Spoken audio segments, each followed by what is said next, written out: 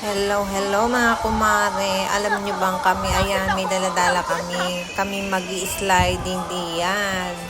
Katas napakaganda ng mga puno. Kulay green lahat. Katas ang gaganda ng mga bulaklak na nadadaanan namin dyan. At alam nyo bang ang langit napakaganda, ayan, nakikita nyo, super. Ang init ng panahon na pumunta kami dyan sa Quero. Oh, beautiful flower, diba? Ang gaganda. Talagang kakaiba dito sa Japan. Iba ang kanilang talagang inaalagaan nila ang kanilang nature. Ayan ang mga pinsan ko, oh, nagpipicture din sila. Papunta na kami dyan sa taas. Ang kumarin nyo, ang lakas ng loob, pero siya ang pinakang kuway. Grabe, makikita nyo hanggang uli, panoorin nyo. Ang ganda, diba? Oh, ang ganda ng langit. Oh, ayan. Ayan kami, may dala kami mga akyatin namin yan hanggang taas. Wala, mahaba yan eh. Pataas. Katas, sunod-sunod kami dyan. May mga hanihonjing kami dyan sa unahan. Giintay kami. Kailangan namin isa-isa lalabas. Ay, alam nyo bang napakaganda ng bulaklak dyan. Ayan, kulay dilaw, di ba? Katas yung maliliit na bulaklak, yung mga wildflower, ang gaganda dyan. Katapos ang ginhawa, kasi nga nasa kaunting bundok kami. Katas puno niya, puro puno na, puro green ang kulay ng dahon lahat. Kasi sibol lang kasi. Ganyan dito sa klima ng buwan ng May, ganyan ang makikita mga kulay ng mga puno, napakaganda. Pero pagkataglagas na, wala na yung mga dahon. Kaya napakaganda ng Japan, may 4 na klima siya dito. May Puyo, may Haro, may Aki, at may Natsu. Ayan na, ayan na. Alam nyo ba ang kumarin nyo ay hindi sumasakay sa kahit ano sasakyan, sa mga ganyang sliding. Hindi ako talaga matatakutin ako. Kaya sinubukan ko, naglakas loob ako, hindi ko sinasabi sa mga pinsan ko. Ayan, isa-isa kami magpapadaos dyan. Makikita ninyo ang itsura ko. Diyos ko, Mariose po.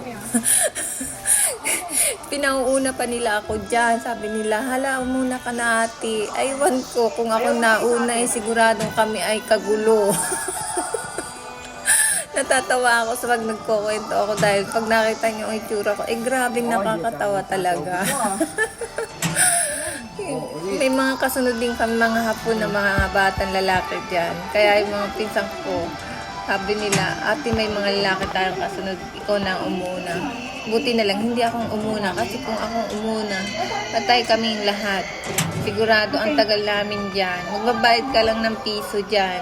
May bayaran piso para makapasok ka dyan. At may makapag-sliding ka dyan. Ewan ko, hindi talaga ako marunong sumakay sa mga ganyan kahit matatakotin talaga ako. Hindi naman siya nakakatakot. Pero nung dumadaos una kasi, nakakatakot talaga. Parang ako dederecho ng dederecho. Hindi ko mabalance ang katawan ko. Ewan ko kung bakit ganun ako. Ayan, naghihintay kaming lahat. Tapos, pagkadating diyan, nauna sa amin, yung pinsang kong si mama. Pinauna namin siya. Tapos nauna sumunod yung ate niya, kasunod si Rachel.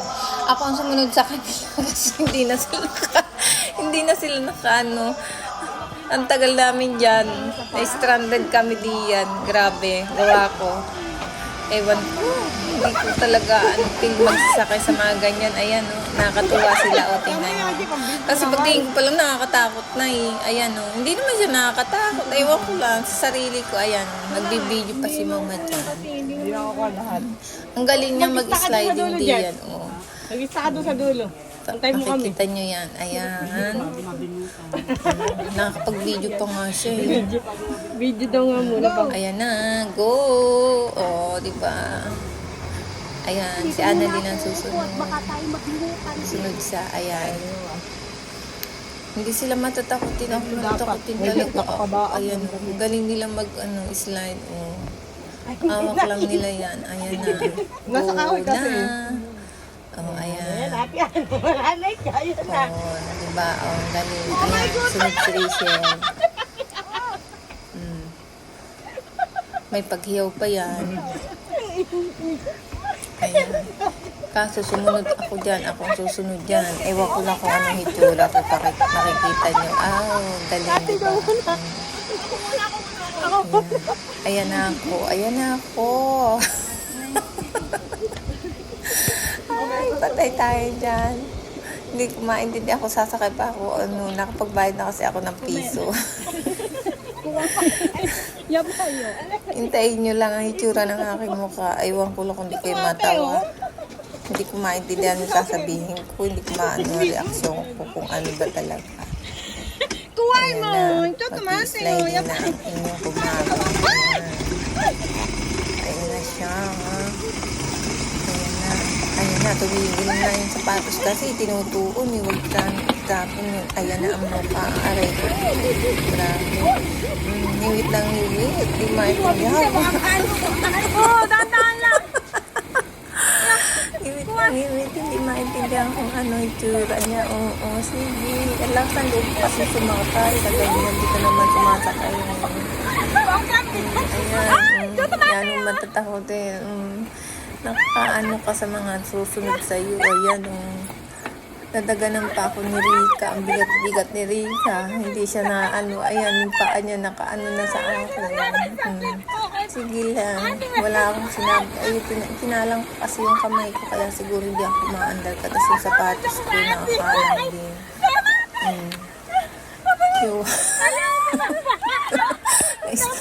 Buti na lang nauna yung tatlo sa akin. Kung hindi patay, ayan. Puro salita ko na lang ang nakikinig nyo. Kasi nga, talagang takot ako. Yan na yun. Ay, hanggang huli, ayan. Nakaka-stress. Na-stress sa akin yung mga kasama ko. Grabe. Tanda-tanda akong ito eh. Matatakot eh. Ayan. Hanggang sa huli. Ay, Diyos mío, mi amor.